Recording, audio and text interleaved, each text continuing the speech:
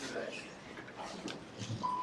Why on earth are we here?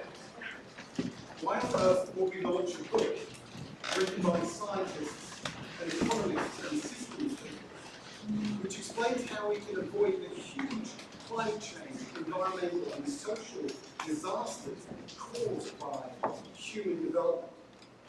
Right here, less than 2 miles from the stock exchange, that has financed a lot of that development.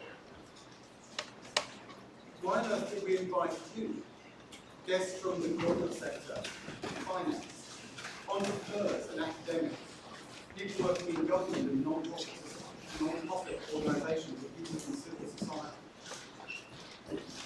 For everyone, whether you are with us here in person or joining us online, why on earth does what we're about to talk about matter so much?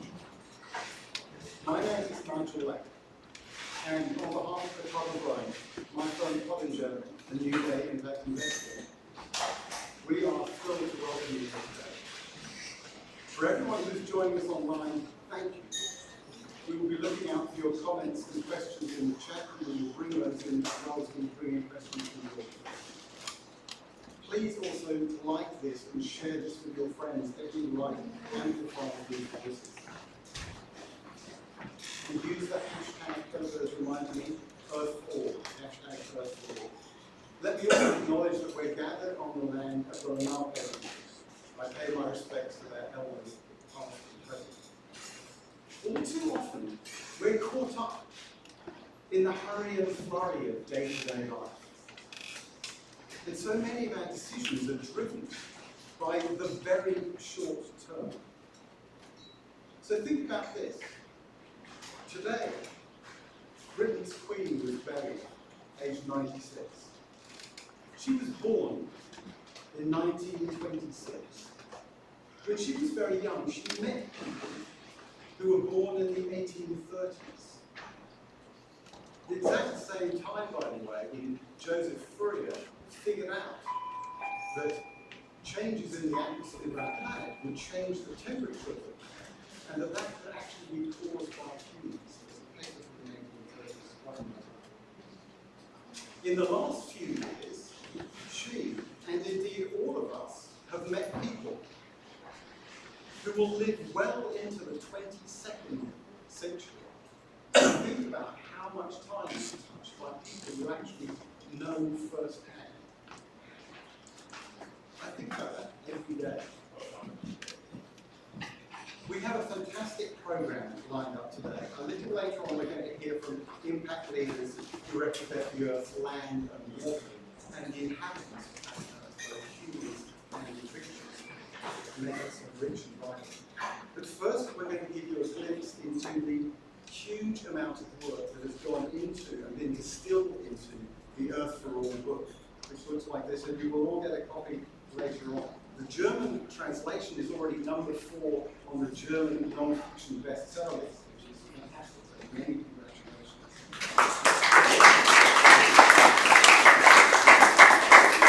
I say a huge amount of work because there was a core team of about 50, there are hundreds more that have contributed, and somehow all that has been distilled. We have good news to share as part of this. Espen, Stocknes, and Sandrine Dixson-Declève will take us through what we need to do and how we can work together to deliver a just and inclusive Earth for all. But we must act urgently and purposefully now. Our societies face clear and present danger. So we're going to start with a dose of reality from Johan Rockström, who understands these threats, I think, as well as anyone on the planet. So the dark part comes first. Johan, over to you. Then we bring you to the light. I'll stand up because I will see. Yeah, that's not such an attractive role to come in with being the dark knight. But I'd like to give you a scientific update, but to do it very much in line with what we set out to do with the Earth for All initiative. This is the 50th anniversary of the very famous Limits to Growth report that the Club of Rome facilitated and led together with MIT Systems Dynamic Modelers that came out in 1972. As you may recall, that report predicted that one potential scenario was that if we continue business as usual, which we actually did throughout the whole reign, actually, of Queen Elizabeth II, because she was born well before we entered the Anthropocene in the 1950s, and we had an exponential rise of pressures on the planet.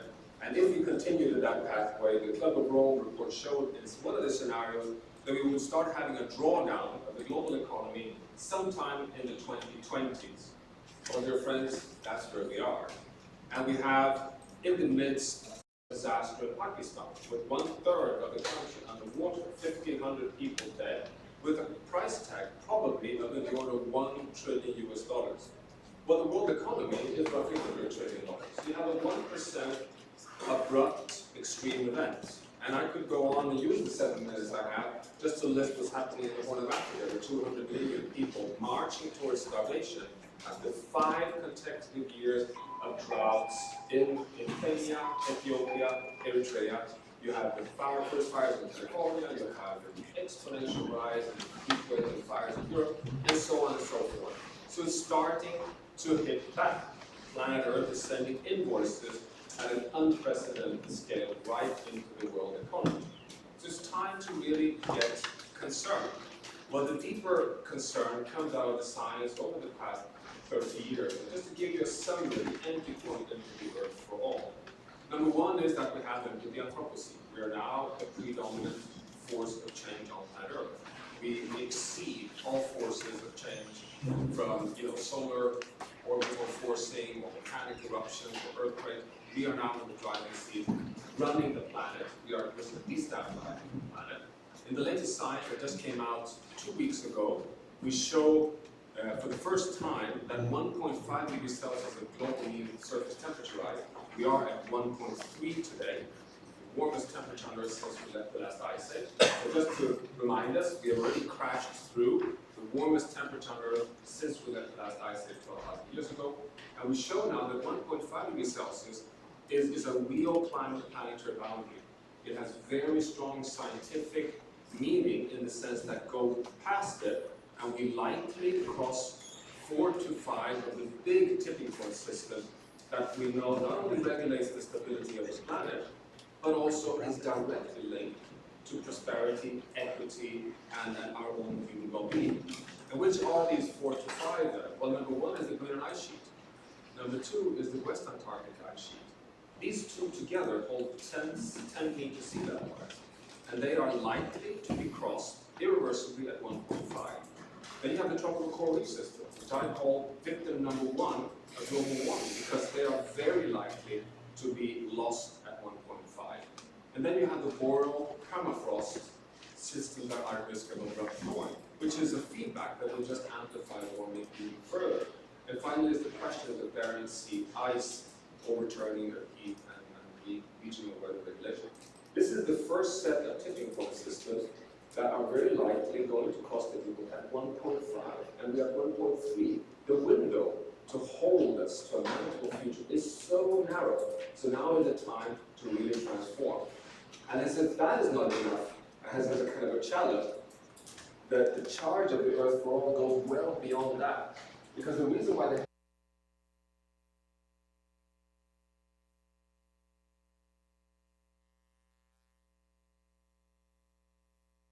gas, according to exactly what science stipulates, cutting emissions by half every decade for net zero world economy by 2050, we would still fail. Why? Because we're transgressing the boundaries on biodiversity, on fresh water, on nitrogen, on phosphorus, and on deforestation. So the nature boundaries would themselves push us across the 1.5 line. And this is also well established in science. So there's no choice. We need a transformation. We need exponential journeys towards a safe and just landing within a manageable, resilient planet for all. And that's the Earth for all. And here we have the answers. They will come to us with beautiful flowers and happiness. Over to you, man.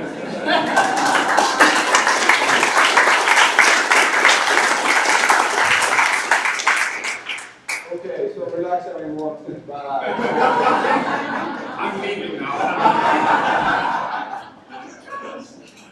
Oh well. So yeah, in case you haven't noticed, the economy keeps crashing. every decade or so, or even more often, and then it balloons up again with some cheap credit, and where does that all end up? So the kids are right. They went to the streets before the pandemic. The signs, the banners said, remember? Systems change, not climate change, right? But then, if you're 16 or 18, and then you're asked, okay, what is the system? And exactly what are the drivers in the system, and how are you going to change those, and what's going to cost? Of course, you can't expect teenagers to have that. So we thought we would get together quite a few people, and in the event of the 50-year update, the first, let's say, global systems model ever made, the one from MIT, let's make a new one. And then, if we can provide not the answers, but at least some answers that are understandable, that you can put in a not too thick book. So for long term, the working title for this was the short book. We tried to make a short book that the kids could read. So this explains the system, and this explains how it can be changed, and we try to approximate the costs. And of course, that depends on what a cost is, really depends on where you sit. Are you a government, are you an investor, etc. So let me do a few quick overviews of how the levers of systems change look like. And of course, nobody reads books anymore, right? You only scroll, is that right? But in case you get to page 5, there, if you have the time to sit down and get to page 5, then you find 5 turnarounds. We call them 1, ending poverty, 2, addressing gross inequality, 3, empowering women, 4, making our food system healthy. Oh, there they are, good. Healthy for people and ecosystems, and 5, transitioning to clean energy. The point is, we didn't, reinvent the wheel here or come up with something utterly new. The issue is that these areas have been analyzed as if they are not interconnected. So you can go to the IEA and you find an energy report. You can go to the World, the UN Development Program and find programs on poverty, and the IMF has the same thing. And then you can go to, let's say, Piketty and the World Inequality Database to find stuff on inequality, and you can go to FAO and there you will find stuff on the food system, or you can have a look at the Eat Lancet and they'll tell you how to change the food system, but as if it didn't connect to poverty, as if it didn't connect to energy. You get it? So if there's anything novel in this, it is that we are providing a systems perspective where we put all those 5 together and then see how do we have to pull on these levers to get the system changed at a speed that is required in the face of what you want us to do. That's the ambition. The speed of systems change from all those 5. And then estimates of the magnitude or the amount of money needed to be moved. So let me give you a few numbers. I mean, you're fine now, right? So you're ready for it. And I was asked, what's the $1 million question? And no, the $1 million.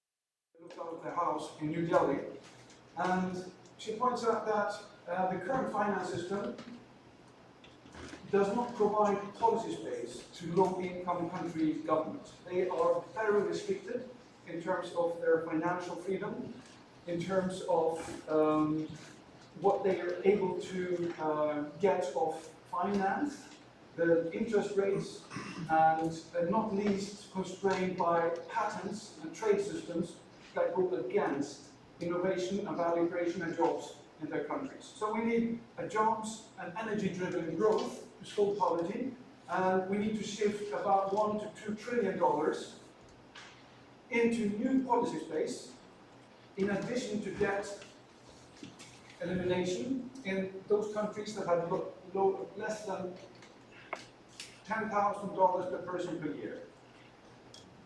We have 4 billion people, or what we've learned from Montella. We should not speak about the North and the South. We shouldn't really speak about the developed world versus the developing world. We should speak about most of the world. And most of the world are 4 billion people living on below $4 per day. How would that be to survive on $4 or $2 or $1 per day? And that's the issue we're up against. So we need $1 to $2 trillion annually increase in the policy space to create green and inclusive jobs to do something with that. That was the first. The second, inequality. Today, about $10 trillion are shifted in global transfers through governments to low income, whether it's through health services or it's particularly social transfers. And in order to generate a giant leap in all the world's 10 major regions, you have to double and triple that. So our suggestion is to take a little fraction of the incomes of the top 10% richest. They control about 50% of the income, so that's $50 trillion. So a few percentages of that is enough to shift the world to a tolerable level of inequality. And now time is running out, so I can't go deeper on that. Empowerment. $5 trillion is spent on education. How much of that do you think goes to women in low-income countries? 5 to 10% at best, 10% in all low-income countries, and half of that to women. So, fraction goes to where it needs to go. And the benefits there are incredible. So if we educate all women and they get access to jobs, suddenly we have a 10 to 50, maybe even 20 trillion net gain to the global economy. That's the ultimate boost to GDP per person growth, is that women get access to education and work.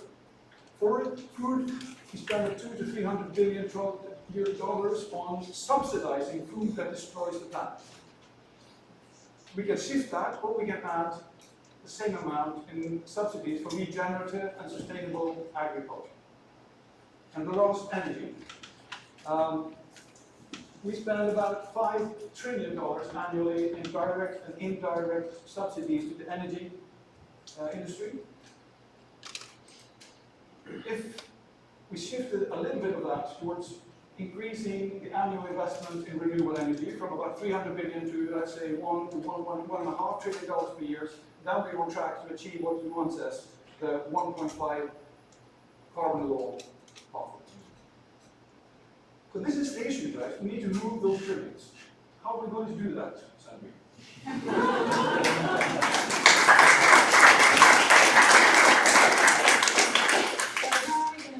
Trillions, and how are we going to inspire people when they actually read this book to be part of the journey? I think that would be what we want to do. Not only to simplify and to simplify our findings, but to make them encompassing of everyone, so that everyone can find their place in this story. The novelty of this is actually threefold. The first is that we did try, with Jayati and many others, to set up a transformational economics commission of scientists and economists from across the globe that could stress test the findings, bring it back to where they were, and bring it out to us so we can understand what is the situation on the ground, not just get so caught up in the modeling that we're actually separate from what's happening every day in their lives, what they're seeing, where they are.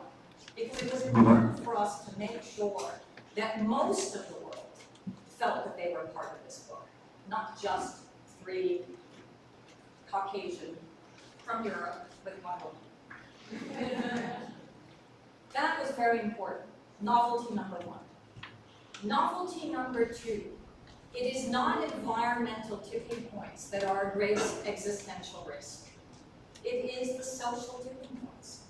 That is what came out so firmly. It is absolutely fundamental that we get those first 3 tipping points right, that we get those first turnarounds. And the focus has to be on those 3, poverty, inequality, and empowerment, in order for us to ensure that we do live within the planetary boundaries. That was novelty number 2, and that's fundamental as we sit here during Climate Week and UNGA, and as we go to COP, to remember the link between poverty, inequality, and climate change. It's not technology people that are going to solve the problem. Shifting the trillions to technology answers are not what's going to get us out of this mess. It's understanding innovation in governance. It's understanding innovation in the politics that start to service people, planet, and prosperity at the same time. That shift us from the compound effects of those tipping points that we're seeing today. That's novelty number 2. Novelty number 3 is we decided we could not be the only storytellers. We had to bring in 4 women from across the globe, seeing from their eyes the shift between 2 scenarios. The too little too late scenario, where actually population growth continues at a rate which will not be acceptable within the planetary boundaries, that the temperature continues to get to a level where we know, and you already see it now, we are going to be at increasing crisis point, 2.5 degrees, and more. And then the giant leap scenario, where we can stay within the planetary boundaries, where we can innovate. Again, not only look at technology solutions, but address poverty, address inequality, by making sure that at least those low-income countries can guarantee $15,000 salaries for their people per annum. That we can actually look at special drawing rights, that we can look at debt cancellation as a real option, in particular now, as we see the issues of the compound effects of the 3 C's, COVID, climate, and conflict. That we start to look at the wealthiest in society, and for those of you who are in finance, to understand that the over-financialization of the economy is not servicing people. It's not servicing the planet, and it's definitely not servicing prosperity. The over-financialization of the economy demonstrates that shareholder value comes before people, that you can fire 10,000 people and your shares can still go up. That's a dysfunctionality within our current economy. What we try to say, through those 2 deep scenarios, is that if you take the giant leap, and if you imply that you can actually put those 5 turnarounds in place, which we think you can, only 2 to 4% GDP per annum, to actually translate this into reality, so that we can shift from a GDP economy, from a growth and extractive economy, into a well-being economy. That's the vision. That's the future. That future vision and the solutions that we have now moved from a book to a movement. A movement that encompasses the journey that we all need to join in our own ways, but also by holding each of us accountable, by holding our governments accountable, by holding businesses accountable, and holding the financial sector accountable. Because at the end of the day, as Sharon Burrows, one of those commissioners that sat with us, head of the Trade Union Confederation, so clearly says, there are no jobs on a dead planet. There's no stock market on a dead planet. None of us will survive the temperatures that we are facing if we continue to not think about an Earth for all. That's why this is the survival guide for humanity.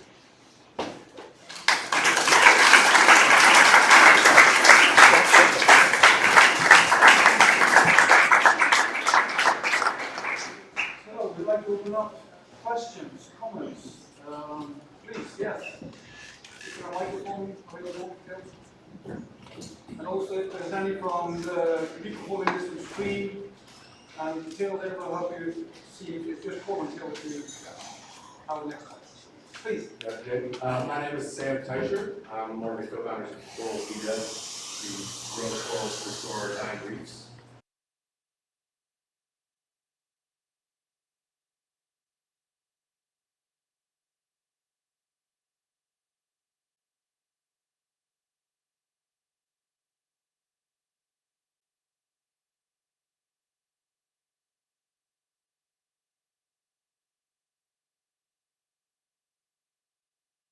front line, and people are trying to.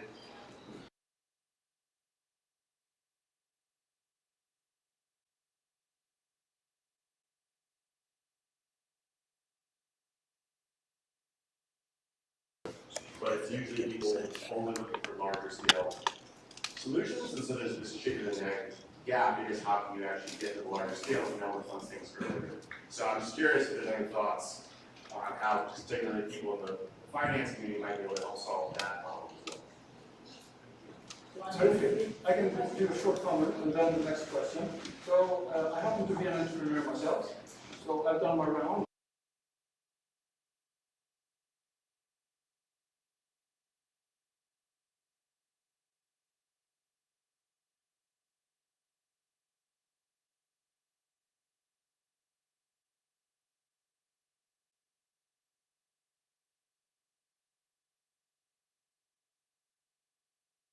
Where we see that unless we get government that is willing to become entrepreneurial, and then that again depends on the level of social trust. Because if government goes alone and the public has no trust in government, then we will not have entrepreneurial thrust and speed. So this is part of the transformational economics work that we're building on the mission approach of Mariano Mazzucato, for instance. And one of the uniquenesses of this model is that you can have a look at the active state, how active and how big these missions have to become if you are to achieve the sufficient rate of change in technology across the economy. But that only is possible as long as the government is able to keep its legitimacy among its citizens. So that dynamic between the mission and the social trust, that's the one you have to have a look at. And we're experimenting with different versions of that in the model. And you can play with it too if you want. Can I just add to that question, and then I'll build hopefully on the next question.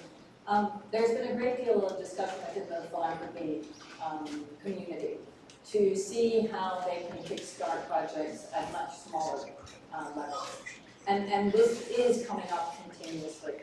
So I do think that there is a real shift, especially as we're noticing as well, community projects typically are smaller, and some conservation projects as well. That discussion, though, truly needs to match supply and demand. And often the problem is that the philanthropists don't know the projects. So there is some new thinking. Active philanthropy, for example, is creating a holding base for a series of projects. And it will all be online. And that is so that they can start to match supply and demand. Good. Thanks, Sandrine. So, another question, please. I wouldn't mind so much your question. It's not your video, I will put in my questions. And my point is about think about mindsets. It's changing mindsets. We can do those set up all these entrepreneurships, etc. But generally, we haven't changed the mindsets. You're giving us the evidence, yes, but are people really listening? Are they changing their mindsets? And this is the reason why Rathmann was saying, all you do is blah, blah, blah. Because we're talking all the time, but our mindsets are changing. How do we begin to work with each other in a way that we begin to shift this mindset? So that when we're moving these trillions of dollars, it's actually for change. My second point that I want you to look at is this word empowerment. It's really done in this. Try and unpack it. We really want to empower women if we want women to have power to move and change things. So those are the 2 points I really want to make. We want to go to a few, we'll do 2 and then one. I'm sorry. I'm Susanna. I'm with Philippe Investor, a small financial advisory, and I also use meetings to make projects and meetings in those small investors.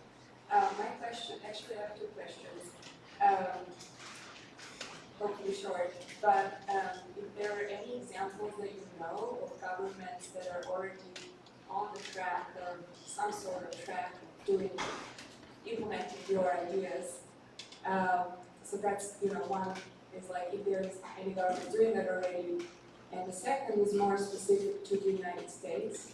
And what do you think the United States could do? Is there any hope that the United States can take a bigger role in the global crisis that we're actually having? So, sorry if I'm critical, but I think that there's a problem. Yeah, one more question, that is. Sorry, hi, my name is Lauren. Often I go by Logo and I represent the Resolution Project. And so I wanted to ask more in depth of the inequality piece of your work. It dives into also inequity as well and talking into the different sectionalities of like of people of color, people with disabilities, the LGBT plus community, which is something that our organization really tries to make sure that we provide resources for, but definitely in this space, because I think these are areas where we know they exist, but I don't think it's something that is spoken of a lot, especially in these spaces, but it's great that you bring that up, but it's something where when we talk about equality and equity, that's where we really get to equality in the end, right? So I'd love to hear more about that. Thanks. I think we can do a round of responses now. Johan, you speak with. Yeah, I can start briefly on your point on mind shift. I think we should not underestimate the degree by which we already see a mind shift in the world. It's quite, it's really surprising when we look at the data on the fact that essentially any country in the world, roughly 60 to 70% of citizens are deeply concerned about climate change. They trust science and they want action.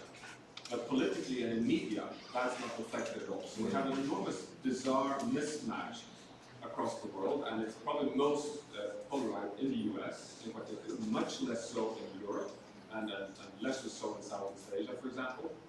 But I think we're in the midst of a mind shift. And that mind shift actually has a lot to do also with the pandemic, when we suddenly wake up and see that when something goes wrong in one corner of the planet, in Wuhan, it suddenly propels in accelerated, unprecedented speed across the entire world economy, and it shuts down the whole system. And that is exactly what we're talking about when it comes to climate change, or risks with regards to environmental change. And if something goes wrong in the Amazon, it will hit back on all of us. And this interdependence between all citizens in the world, I think, is starting gradually to sink in. Much too slowly, but it's starting to sink in. That's one part of the volatility in the world right now. That we're living in an unprecedentedly turbulent time. And we talk only about the geopolitics and the pandemic, but there's also this shakiness in the very life support base. So I think we shouldn't give up on the fact that we're seeing a mind shift, but it has to go much, much faster. And what we're suggesting in the Earth for All is, I agree, a bit challenging, because we're saying that we're in this urgency point. It's an emergency. We're running out of time.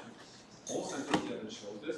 So we cannot wait for a completely new economic paradigm in the world. We cannot wait for everyone to have climbed out of their closets. So we have to move with the current system and make it work. That's why we list all these policy measures to kind of correct market failures, for example. And that is within the old paradigm, I agree. But it's kind of part of a thinking in dual terms. It's kind of both paradigm shifts and operating within the current system. And we believe that is the way to go.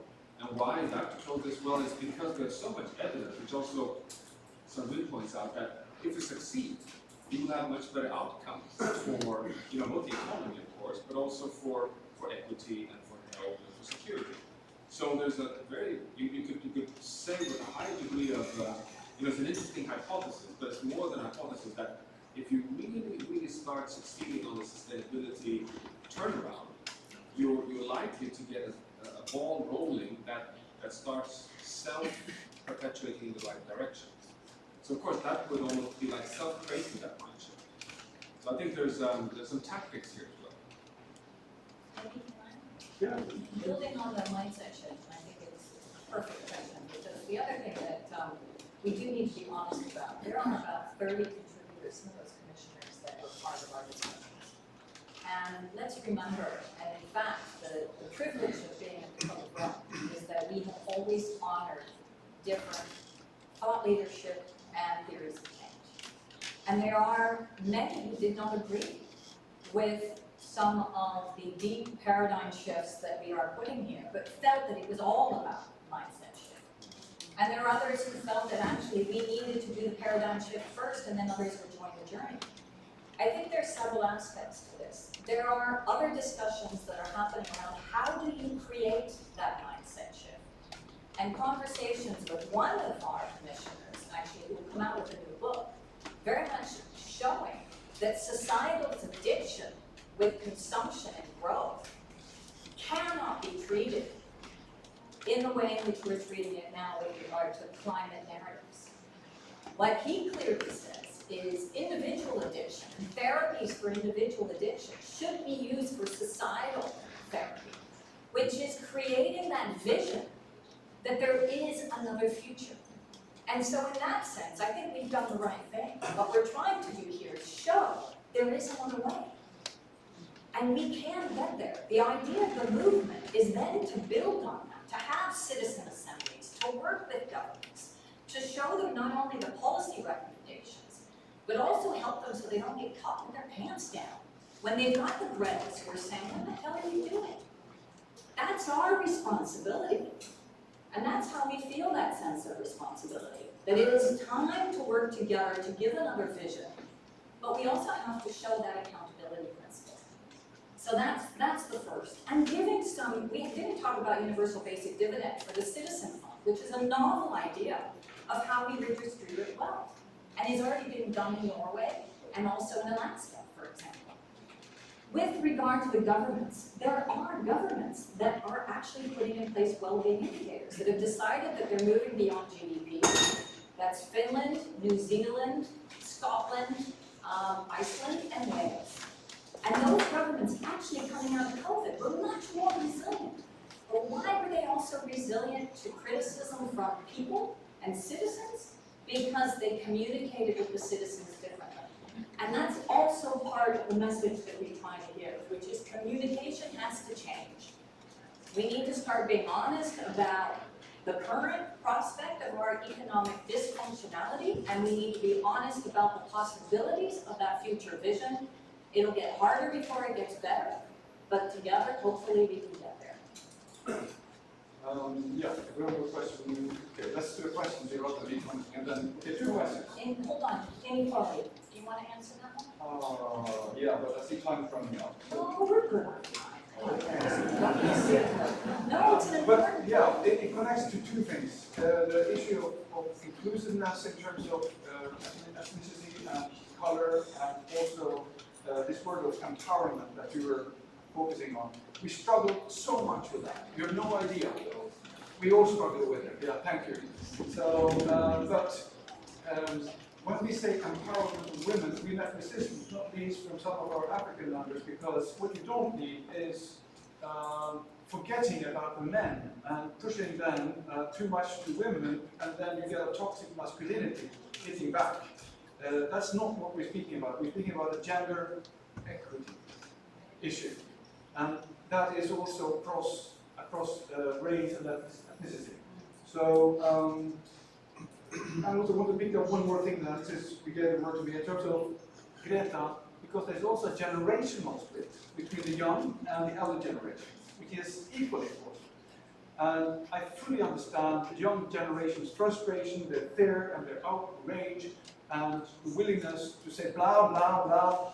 But on the other hand, I mean, that's the job of youth. But doing that always means you're not really recognizing how many people are actually stepping up and how many solutions actually are emerging, how many investors are actually changing, how many companies have started to transition. So suddenly, all that work that millions of NGOs and companies and associations are doing all over the world becomes invisible because the media prefers to do the apocalyptic stories and the collapse stories and the polarization. It does not represent that millions and billions of actions currently happening. So I've told that to Greta. Actually, we have a new book coming out where I think both you and I are writing chapters along, and I'm taking that issue up with Greta. that it is understandable that they are angry, and when you do that, you do not see the extent of the mindset shift that has begun.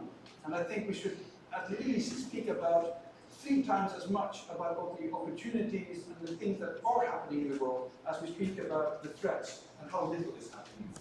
So that's part of that narrative change. So let me then defend Gabe a little bit. Because I talked with her last week. And so, but I mean, I think it is important just to have, there are two dimensions. I mean, her frustration in Glasgow was that politicians promise and they don't deliver. And that is different to the fact that you have so many good examples of action from different actors where things are not adding up globally, and the countries are promising things and they're not delivering. That's the frustration. And I think that is something that we should not necessarily mix with mindset, because that can be operating within our current system. I mean, delivering within our current system is about cutting global emissions by half in a decade. Just do it. Just do it. And then that was her frustration there, and I think one should stand by that. And so it's, I think it's a kind of a, both parts can be fit in the same book. So this perfectly illustrates, can you imagine having 30 thought leaders, everybody in the same room trying to, get their arguments across. So it's been, okay, 2 more questions and then we close. First, you, just behind that. And then just one more. Yeah, and then, please. Yeah, so keep it close to the mouth. First of all, thank you so much for your thoughts. And the real evidence always makes sense. But I was going to say, I think that change management is the real issue here. I'm a big student of that, because I think how to make everyone change is as important as the details of why we need to change. And the thing that struck me, as you said, it's not about developed or developing countries, et cetera, You gave the $1, $2, and of course you're all about you're sitting in New York City. My biggest thought is that we sit here in the United States. The equity market is $44 trillion, and that's a huge part of what we're talking about needs to be done. The low income or poverty part of this nation has risen by 4%. Middle class has declined by 10 as well, and the upper class has risen by 6%. The VC community has only given 2.7% of its money to women and 1.7% to people of color as well. The data is brutal here on all of the things you're talking about. How do we get Americans to change before we try to change the world? And if you've got a good idea, I'm American, I'm all with you, please call me, I'm happy to try. And I don't see ideas on that, call us too. So, all the way back to the stairs. Okay, and there was a gentleman there, but we go back into the second part. Nigel, you have to come out, and Doug Hess, you have to come up and break us off at some point. I'm going to do that after this question. Okay. I'll try to be speedy. I know we're running out of time. Please. Ian Monroe with Eco Capital and Stanford University, and we partner with Newday on the climate action strategy that they run. So we, along with Newday and a number of others, and invite anybody else in this room interested, are helping launch a new climate positive investing alliance that is really trying to unite investors who are serious about taking climate action and getting portfolios well beyond net zero to net climate positive much, much faster than 2050. One of the things that we've been working on trying to incorporate it into the membership pledge is something related to basically all the referral principles.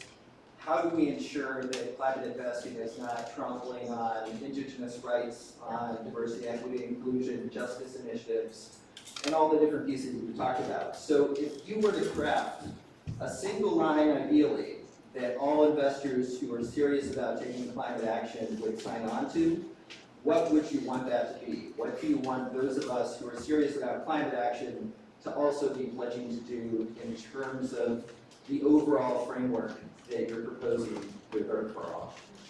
Go ahead, I've got one. Briefly, I think we have to stop the American habit of looking for a single bullet to solve everything, the one thing we can do. So we need a single buckshot, and we use 15 of them on page 170. That's the problem with doing systems thinking. A system is complex, and you change just one parameter, it doesn't go all the way through because a system tends to regenerate in structure rather than being changed. So we have to do a lot of things all the time to avoid the system regenerating its old habitual behaviors. And that's why we need at least 5 and possibly $15 to have that system changed. Please. Our Earth chart is 0 carbon, 0 poverty, 0 inequality, 0 biodiversity now.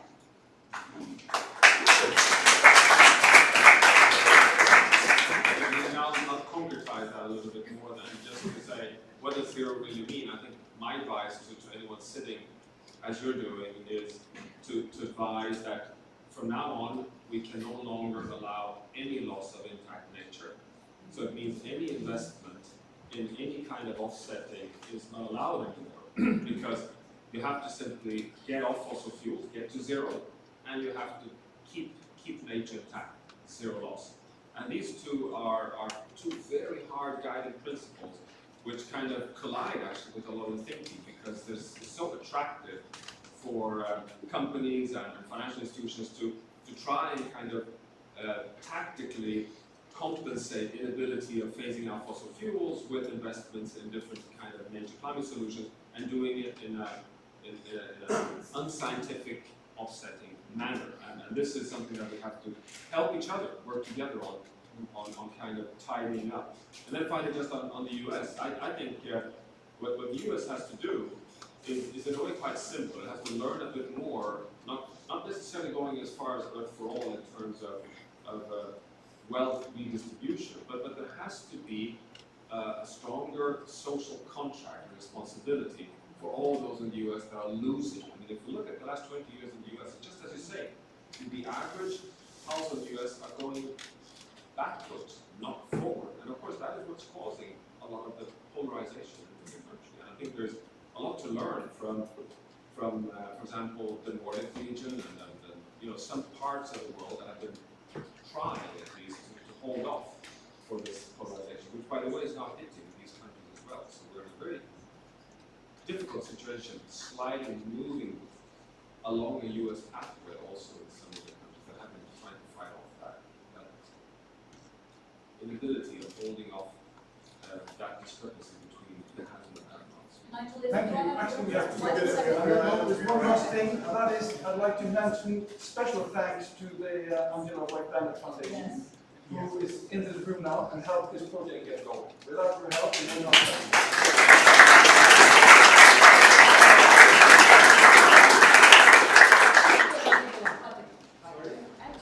So, thank you very much. We are going to have a change now to bring Doug Heskey and his colleagues out. Please stand with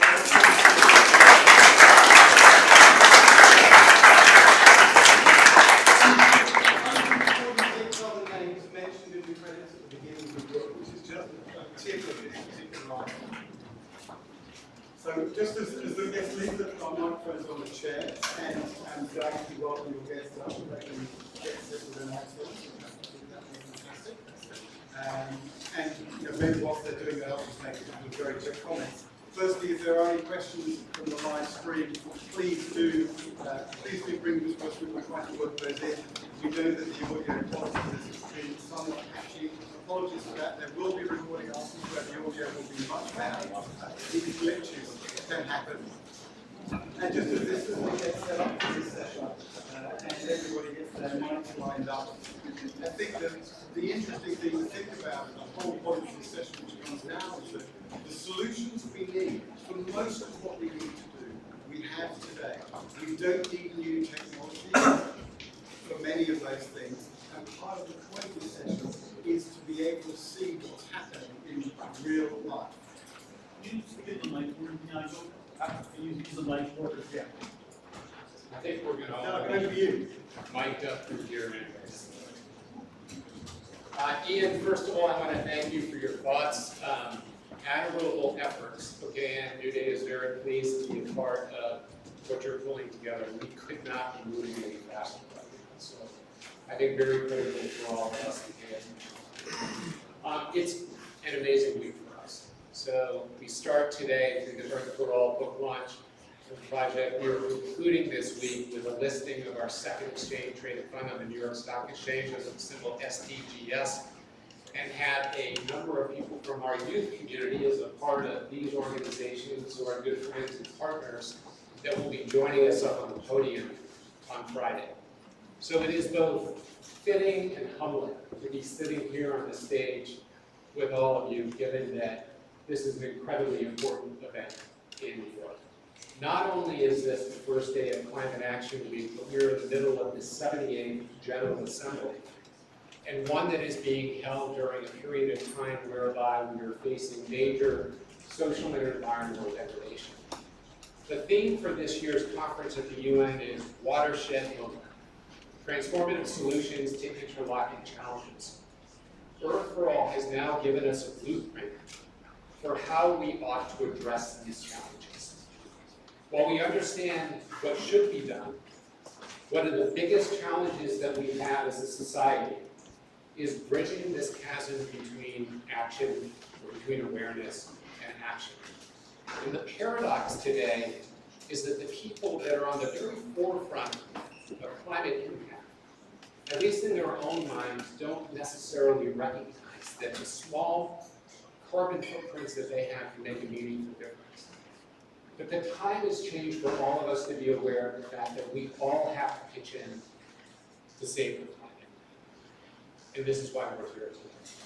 So it is not by coincidence that we are joined by this incredible group of distinguished impact leaders, all addressing these interlocking challenges. Each of you are doing incredibly important work, tackling the problems in conservation, ocean health, clean water, and education and skill development through the work that you're doing at GenU and UNICEF. All of you have chosen in some regards to focus on the youth community or younger members of our generation, because it's so important to our future as we are breeding, raising, cultivating the leaders of tomorrow. And this month is truly a watershed month, as climate change and other associated challenges are now accelerating rapidly. Economic costs, as we discussed today, may exceed more than $2 trillion a year just here in the US, and fixing this problem will cost hundreds of billions more. Certainly, events like Imad Shinard's gift to fight climate change will have a meaningful impact on that, but there needs to be a lot more. These costs can be financed through a combination of innovative financial tools, some of which are being deployed in your organizations today. And while capital is a critical component of what we're doing, there's so many other things that are essential to solving the problem around advocacy, around using your shareholder voices to encourage organizations to change. And we ourselves at Newday Impact recognize that true impact is made not just through investment in sustainable companies, but by using capital as a force for change, in driving consumer behavior, investing behavior for the nation. And as we like to say, capital plus advocacy equals impact. This afternoon, we'd like to explore some of the innovative ways in which capital is being put to work for good. Joining us this afternoon are Anna Rathmann, the Executive Director for the Jane Goodall Institute, a global organization committed to inspiring people to conserve our natural world. Philippe Cousteau, who's beaming in from California, founder of Earth Echo International, who is building a global youth movement to protect and restore the oceans. Georgie Badiel Liberty, founder of the Georgie Badiel Foundation. GBF is a partner of Newday's and doing amazing work associated with well restoration and women's empowerment in Georgie's home country of Burkina Faso. And Nadi Albino, the Deputy Director of Partnerships for UNICEF Generation and Work. So Nadi, I'd like to start. We've talked about this idea of using capital as a force for good. Certainly, Generation Unlimited is doing powerful things in the youth community, empowering tens of millions of younger people to go out and take actions. And in fact, associated with our own exchange traded fund launch, a portion of our revenues will be going back to support the JNU initiative. Can you talk a bit more about what you're doing at JNU and why this work ends up being so important? Thank you very much. I think first and foremost, I'd like to say that we're not empowering, empowering us. I think that's the core of what we call ourselves public-private partnership. We're empowered by them. They have the ideas, they have the solutions, how to do it. I come from the continent of Africa. 70% of our population is underprivileged certified. Globally, I think it's close to 40% or more of the population being underprivileged. So I think when we talk about generational divide, it's not just a question of teenagers going out and thinking about changing the climate and worried about what the future they're going to inherit is going to be like. But we're talking about 20-year-olds and 30-year-olds and 55-year-olds who are living in this world today, who are leaders in of themselves, who understand the systems that we work with, and who can be the disruptors that we can work with. I think my biggest challenge is that we don't work with young people as if they too understand that the challenge of this world, they do it. I think that we talk too much in a pop-out now with the same leaders of tomorrow. You know, we are skilling you for future jobs. The future brings jobs. It's not the future, it's here and now. We've heard the scientists talk already. And this skills we can now. We understand what those skills are. We understand what those jobs are. And those are the kind of things that we find. How do we work with these young people? Draw in these ideas that we have and solutions, and then mobilize the capital around the world so that we can invest in these ideas and solutions, so that young people can help us to drive this skill back. I think that's the fundamental thing that we're trying to do in generation. And I want to work with different programs that we have, you know, with agriculture, we're looking at entrepreneurship, green entrepreneurship, how we work with that. We're working with, you know, big corporates now and foundations, etc. So how we develop really practical programs in countries that can help our people come up and do the kind of things that needs to change the world. I think we cannot depend on politicians anymore. I think we cannot depend on systems anymore. How do we work with young people so that we do about the current reality for a better future? Nadia,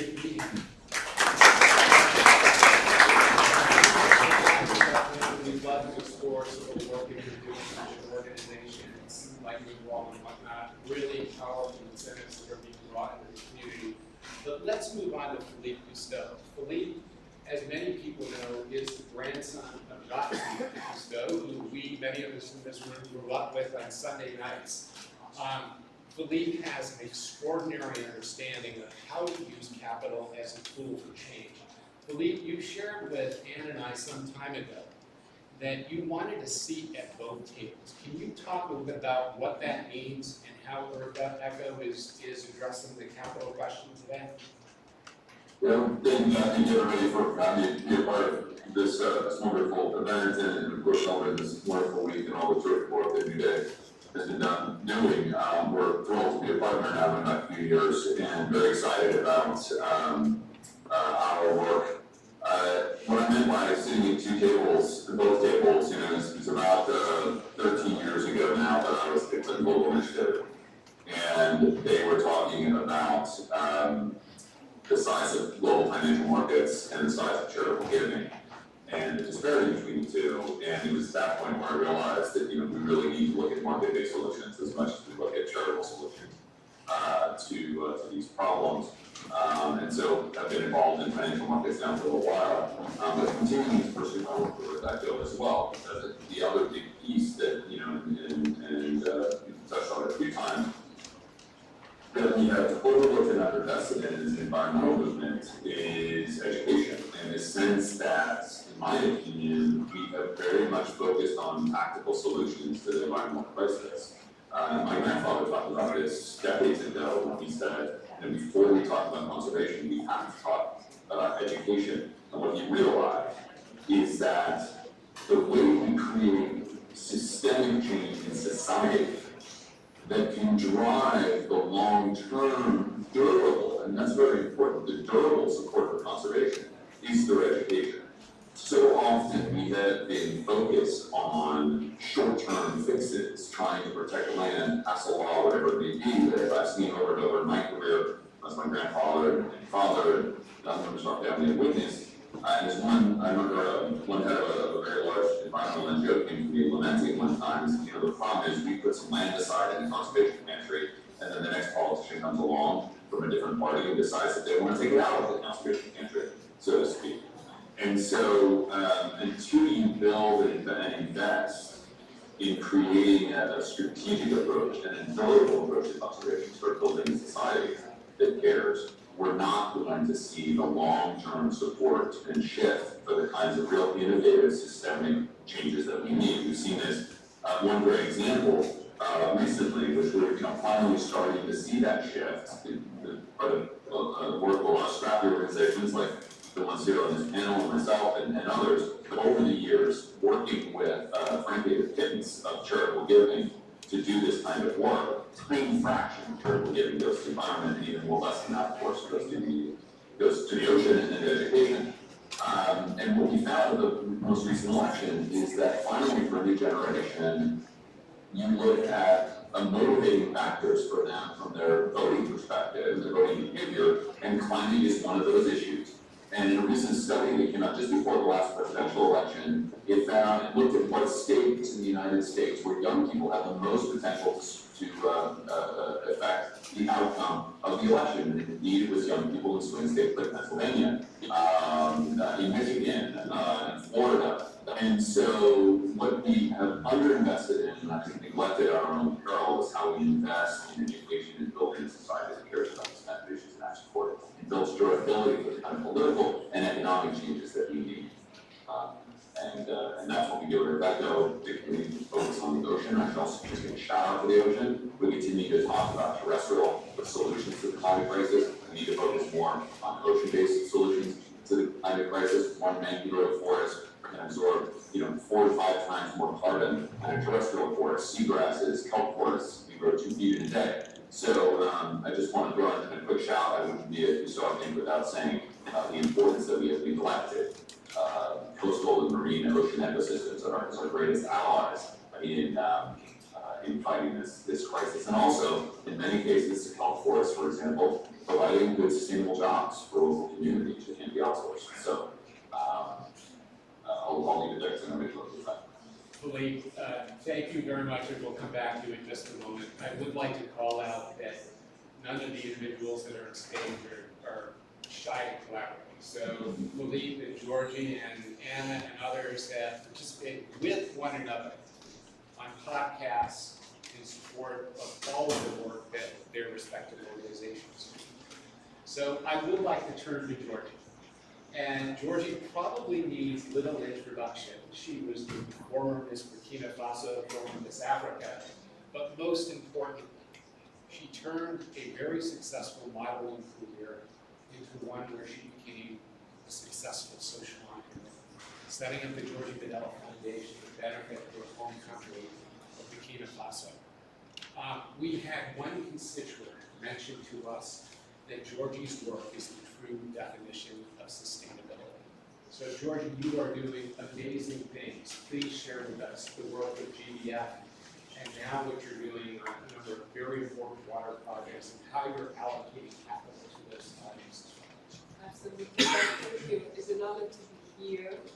I actually started the Georgie Badiel Foundation not because I wanted to have an organization, because it was so much needed. As a young girl, I used to walk 3 hours to fetch water with my grandmother and my cousin girls. Fetching water wasn't something that I liked because I am not a morning person. So every morning my grandmother would come at the door, knock knock, Georgie, let's go get the water, and I was mad. I would go behind the house, 5-30 minutes, come back, get my bucket, and before walking, get the water. I grow, I was blessed to become Miss Burkina Faso in 2003, following that Miss Africa. After that great success, I would say, I was again blessed to go to Paris to start an international modeling career. I have to tell you that living in Paris is so amazing. You know, I could take a bubble bath anytime I wanted. Showers and life is beautiful. Until I went back home to visit my sister who was almost 9 months pregnant. And my sister has to wake up between 2 a.m. and 4 a.m. to get home.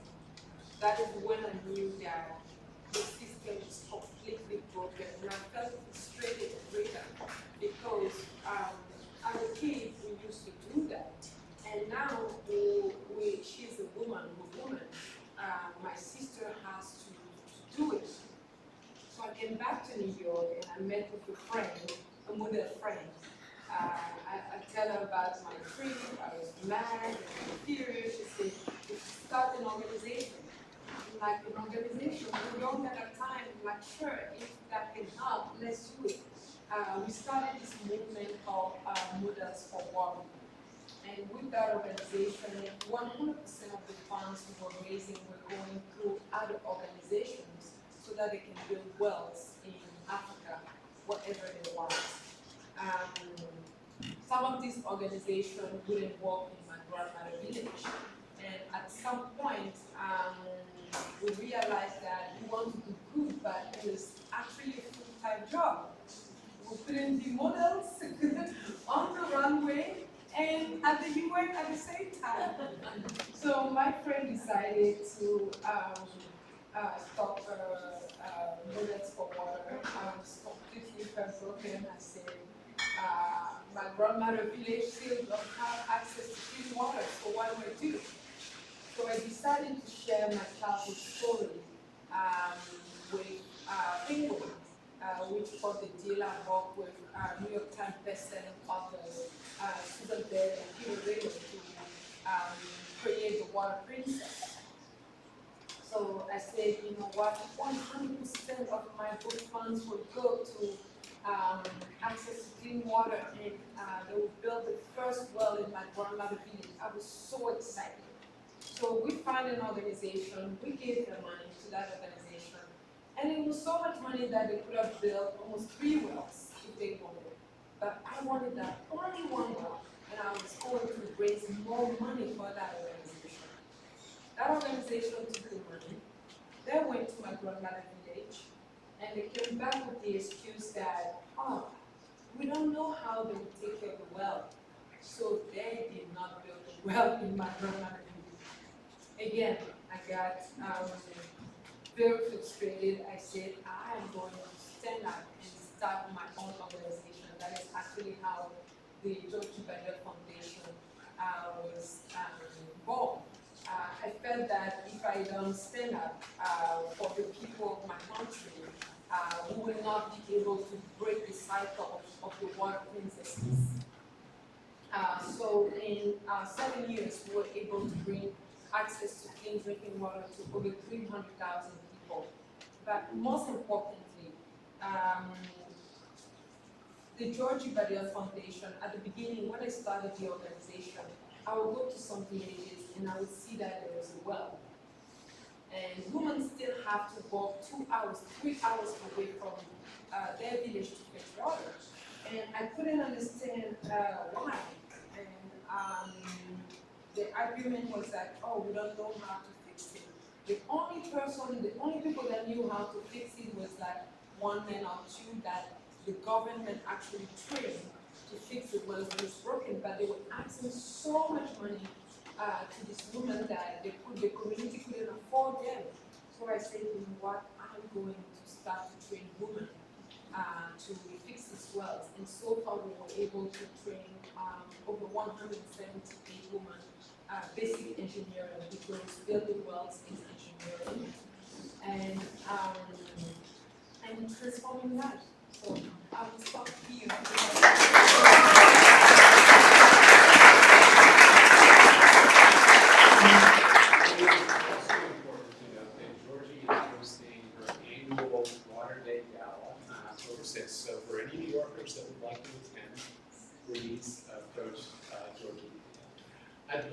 to now talk to Anna.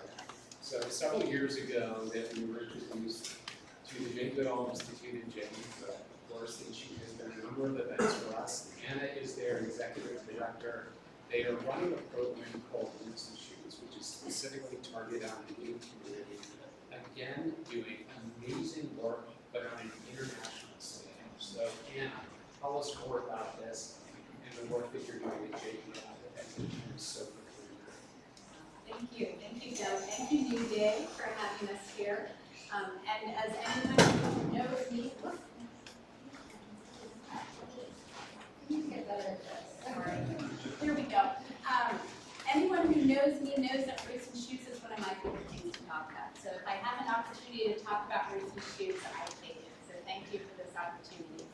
At the Jane Goodall Institute, we had a youth empowerment program. It was started 30 years ago by Jane and a group of 13 young people. And it came about by a lot of what we're talking about today.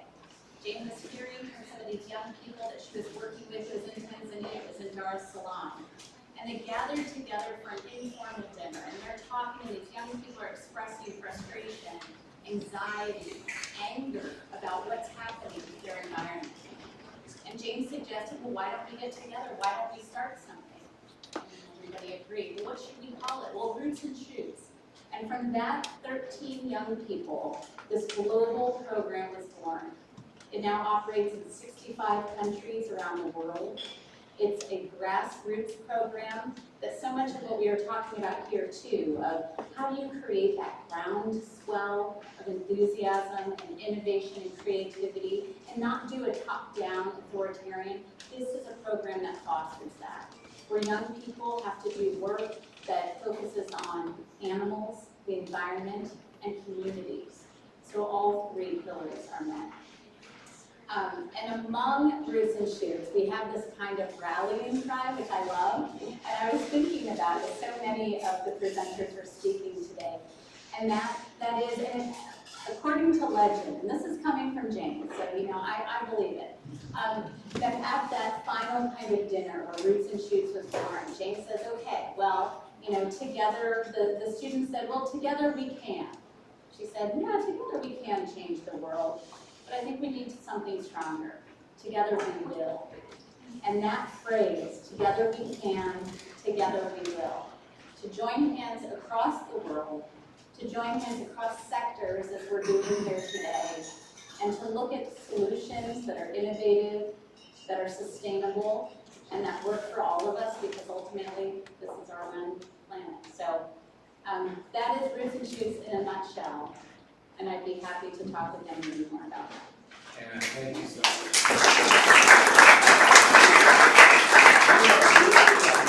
Very quickly here, I wanted to alert everybody that our guests are going to be at the back of the room, happy to take individual questions.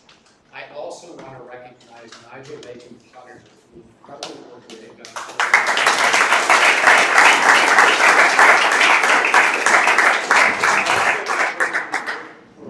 Johan, Sandrine, thank you.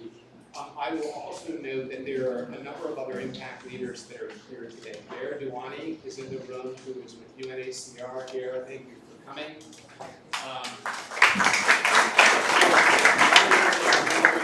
The UNICEF team will also be here. Sam, thanks for bringing your team as well. Great to see you. And thank you all for coming. This is very, very important work, and I hope that you'll tune in on Friday afternoon for the bell rings. And Anna and Georgie and Philippe, thank you very much for joining us.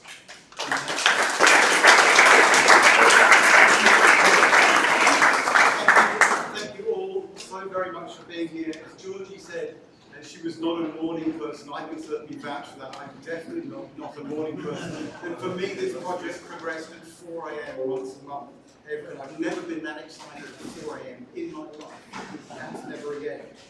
This group has shown, I think, very well that these are very much real-world problems and that there are real-world solutions, and there are some wonderful people already acting on them, and they need so much more support.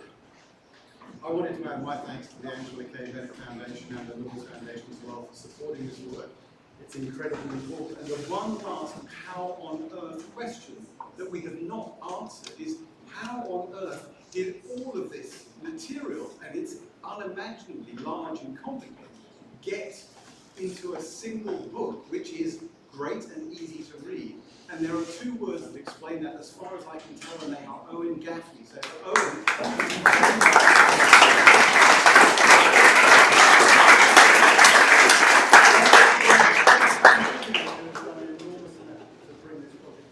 So to end out the back there is some delicious coffee, good Australian coffee from Cousteau and some snacks, and we're delighted to chat with you further there. And finally, this book is a powerful guide. You will get one today if you're watching online. Please buy one, please buy several, give them to your friends. For those interested in the really technical stuff, there is a great paper which explains actually how the model works. There's a few copies of that here. They're available online. And the Pottinger website has a whole heap of deep dive papers which support the book on all sorts of subjects. And we also have a simpler one designed for, perhaps your grandparents or board directors or others who just want things distilled, which is also out the back, and hopefully it's quite punchy and bringing things all together. So with that, thank you all for joining us, and we look forward to chatting afterwards.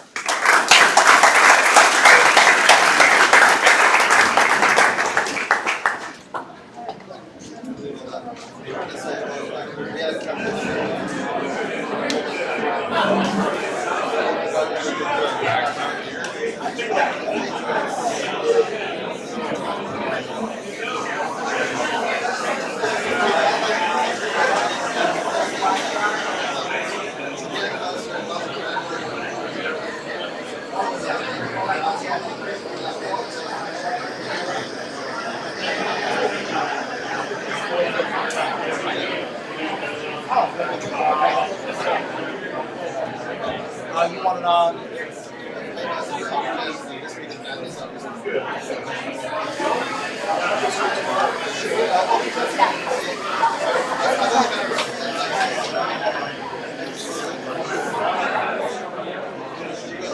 To all of you who've joined us on the live stream, thank you so very much for being here today. I know the audio quality was not what we had hoped for, but there will be a recording available afterwards separately which should have much better sound.